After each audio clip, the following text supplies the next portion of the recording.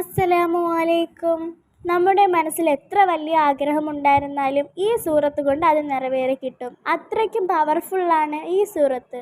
നമുക്കെല്ലാവർക്കും അറിയാവുന്ന ഒരു സൂറത്താണ് സൂറത്തുൽ ഫതഹ്. അത് ഓതിയാൽ കിട്ടുന്ന ഗുണങ്ങൾ എത്ര വലുതാണെന്ന് നമുക്കറിയാം. ഈ സൂറത്ത് വെറും 7 തവണ ചൊല്ലിയാൽ നമ്മുടെ എല്ലാ ആഗ്രഹങ്ങളും അള്ളാഹു സഫലീകരിക്കും. സൂറത്തുൽ ഫതഹിനെ നിത്യേന ഓതി വന്നാൽ അയാൾക്ക് നബി സല്ലല്ലാഹു അലൈഹി വസല്ലമയെ സ്വപ്നത്തിൽ കാണാം.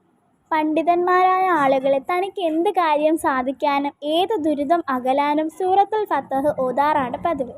ഈ സൂറത്ത് ഓതിയാൽ ജയിൽ മോചിതരാകും. അള്ളാഹു പൊരുത്തപ്പെട്ട ആളുകൾക്ക് കൊടുക്കുന്ന അതേ പ്രതിഫലം നമുക്കും ലഭിക്കും. ദുനിയാവിലും ആഖിറത്തിലും അടഞ്ഞു കിടക്കുന്ന എല്ലാ നന്മയുടെ വാതിലുകളും നമുക്ക് വേണ്ടി തുറന്നു കിട്ടും.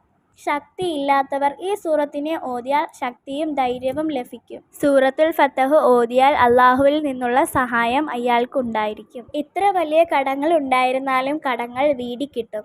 ഭക്ഷണത്തിൻ്റെ കാര്യത്തിൽ ഒരു ബുദ്ധിമുട്ടും ഉണ്ടാകില്ല.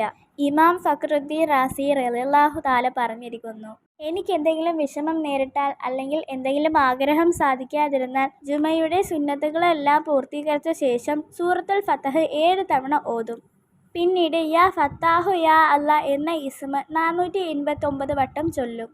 അങ്ങനെ ഇത് അടുത്ത ജുമാ വരെ എല്ലാ ദിവസവും ളുഹർ നിസ്കാരത്തിന് ശേഷം ചെയ്തു.